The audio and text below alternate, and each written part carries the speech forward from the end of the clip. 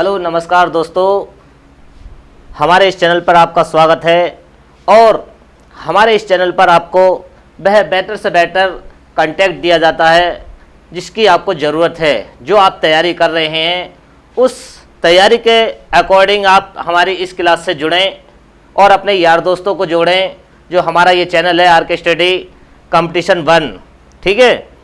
यहाँ पर हम बेटर से बेटर आपको सुविधा देने की कोशिश कर रहे हैं। जो आपके एग्ज़ाम में आती हैं, जो भी एग्ज़ाम में कॉम्पिटिटिव एग्ज़ाम में क्वेश्चन किए जाते हैं, वो हम यहाँ पर पूर्ण रूप से कहते थे पूर्ण रूप से यहाँ पर कोशिश कर रहे हैं, ठीक है। जिससे कि आपको अपने एग्ज़ाम में किसी तरह की कोई समस्या का कारण ना बन जाए या समस्या का आपको सामना ना करना पड़े, ठीक है। तो चलिए देर न करते हुए आप शुरू करते हैं हम आज की क्लास। हमारे जो क्लास में चल रहा है वो चल रही हैं वर्ब्स। कौन सी? Axillary verbs. तो देखिए आज जो होगी हमारे ये मॉडल एक्सिलरी वर्ब्स के कुछ टॉपिक चल रहे हैं, वहाँ पर हम सीखने की कोशिश करेंगे। तो आइए करते हैं। पहला सेंटेंस दे रखा है आई कैन गो। दूसरा दे रखा है इसमें आई कैन टू गो। हमने पढ़ा है जब मॉडल एक्सिलरी का यूज करते हैं तो उसके साथ में इन्फिनेटिव का प्रयोग हम नहीं करते हैं, ठीक है। तो इसमें देखिए हमारा जो ये है आई कैन गो, ये हमारा करेक्ट हुआ है यहाँ पर। अब हम इसके साथ में इन्फिनेटिव जोड़ते हैं तो ये हमारा वाक्य इनकरेक्ट हो जाएगा यहाँ पर, ठीक है।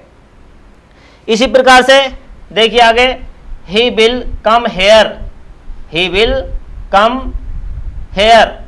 अब यहाँ पर इसको देखना है he will to come hair.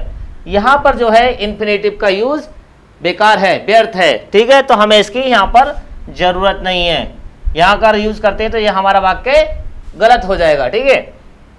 अगला है it might be true, it might be true. ये हमारा वाक्य बिल्कुल करेक्ट है। अगर हम इस वाक्य में टू का यूज करते हैं, इन्फिनेटिव टू का यूज करते हैं, तो ये वाक्य हमारा गलत हो जाएगा, ठीक है।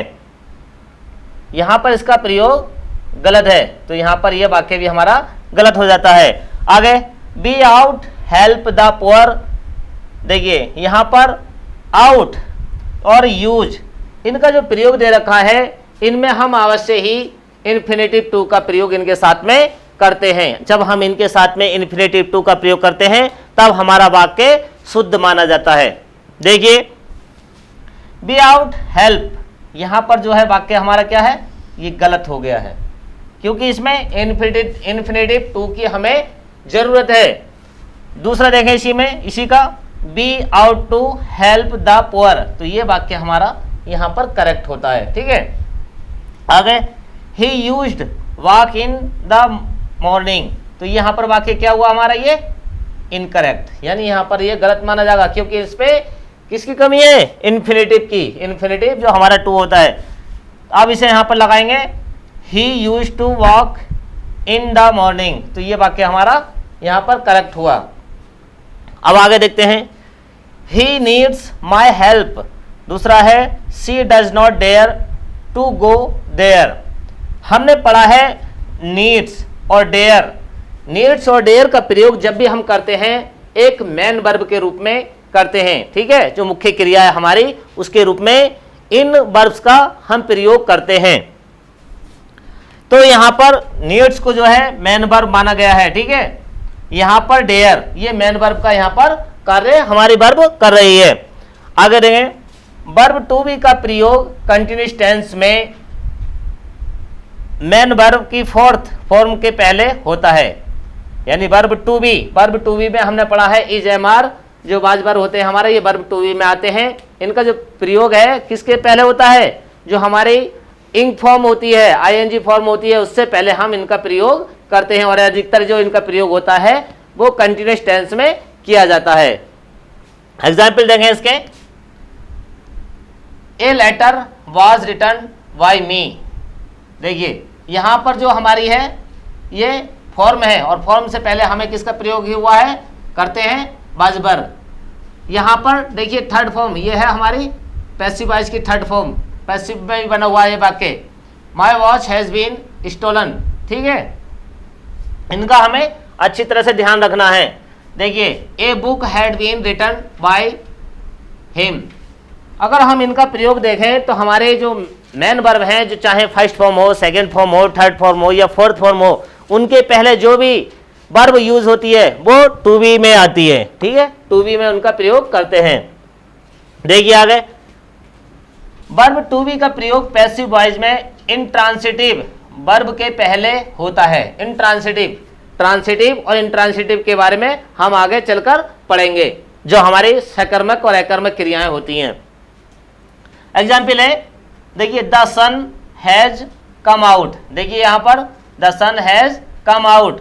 दूसरा है समर इज गॉन, ये हमारी पैसिव बनी हुई हैं। उन्होंने यही तो कहा है, यहां पर जो है हमारा ऑब्जेक्ट ना, जिस वाक्य में ऑब्जेक्ट नहीं दिया होता है वो क्या होता है हमारा। ठीक है, उन वर्ब के बारे में जब हम पढ़ेंगे ट्रांसिटिव इंट्रांसिटिव, तब हम विस्तार से ये समझ में आ जाएंगे सारी चीजें।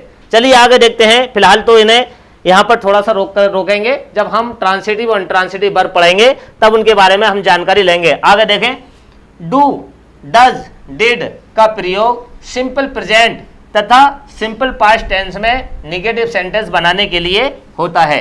यानी हमने इसके बारे में जब सेंटेंस करे थे, प्रेजेंट का इंडेफिनिट, पास्ट का इंडेफिनिट, ठीक है, उनके बारे में जब हमने पढ़ा था तो यहां पर क्या हुआ था, इनका जो प्रयोग होता है डू नॉट, डज नॉट, ये हम पढ़ते हैं प्रेजेंट के इंडेफिनिट के नेगेटिव में।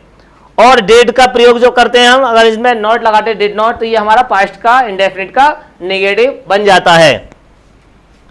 तो इन्होंने यही कहा है कि यहां पर he does not want to tell a lie, यहां पर जो है डज नॉट का प्रयोग हुआ है और डज नॉट के बाद में मेन वर्ब है। ठीक है, मतलब प्रेजेंट का इंडेफिनिट का नेगेटिव है ये वाक्य। दूसरा, यू डोंट, देखो डू नॉट लिख सकते हैं यहां पर, ये डोंट लिख सकते हैं, you don't tell me a story. तीसरा, she did not give me a notebook. अब इन्हीं को अगर हम इंट्रोगेटिव में यूज करें, जैसे कि हमारा प्रेजेंट का इंडेफिनिट है, उसको अगर हम फर्स्ट टाइप इंट्रोगेटिव में यूज करते हैं तो उनकी सबसे पहले हेल्पिंग वर्ब का हम प्रयोग करते हैं। देखिए, does he write a letter, मतलब कहने का यह है कि जब भी हम इंट्रोगेटिव वाक्य का प्रयोग करते हैं, सबसे पहले हम फर्स्ट टाइप में हेल्पिंग वर्ब लगाते हैं, उसके बाद सब्जेक्ट, तब जाकर हम मेन वर्ब पर काम करते हैं। दूसरा देखिए प्रेजेंट का ही, यहां पर तीसरे नंबर पर do you love me, do you love me, यहां पर ये हेल्पिंग वर्ब है, उसके बाद सब्जेक्ट, फिर मेन वर्ब। ठीक है, अब पास्ट के इंडेफिनिट में, हमें क्या हेल्पिंग वर्ब क्या होती है पास्ट के इंडेफिनिट में, अगर इंट्रोगेटिव वाक्य बनाते हैं तो सबसे पहले हम हेल्पिंग वर्ब का यूज करते हैं। और हेल्पिंग वर्ब पास्ट की कौन सी होती है, डिड का प्रयोग हम यहां पर करते हैं। Did he come yesterday, did he come yesterday. तो यहां पर जो प्रयोग किया हमने डू, डज और डिड का प्रयोग किया। अब जो हम आगे पढ़ेंगे, इनके आगे देखिए, चलिए आगे देखते हैं।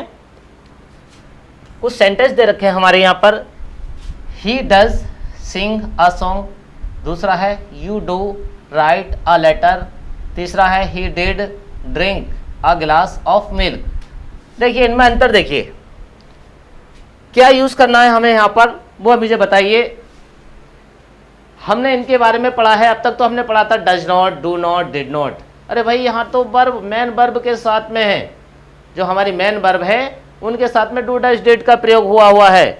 देखिए अब ये हमें क्या दर्शाता है, क्या साबित करना चाहता है ये सेंटेंस, ये क्या करना चाहते हैं बताइए। देखिए यहां पर एक तरह से कुछ दबाव दिया जा रहा है सेंटेंस पर।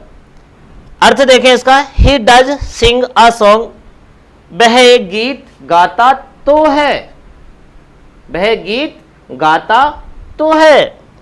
You do write a letter, you do write a letter, तुम एक पत्र लिखते तो हो, तुम एक पत्र लिखते तो हो।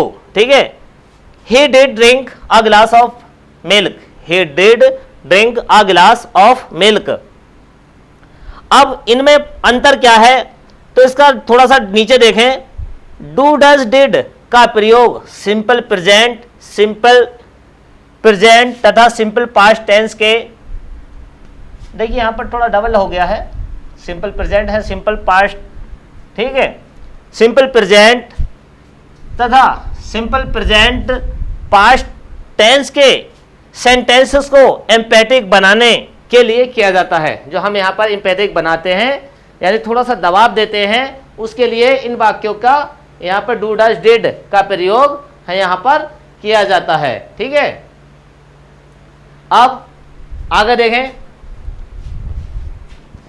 डोंट गो देयर, फिर नीचे है डू सिंग इट अगेन, इम्पेटिक है, निगेटिव है। मतलब कहने का है, देखिए डू का प्रयोग इम्पेरेटिव सेंटेंस का निगेटिव तथा इम्पेटिक बनाने के लिए किया जाता है।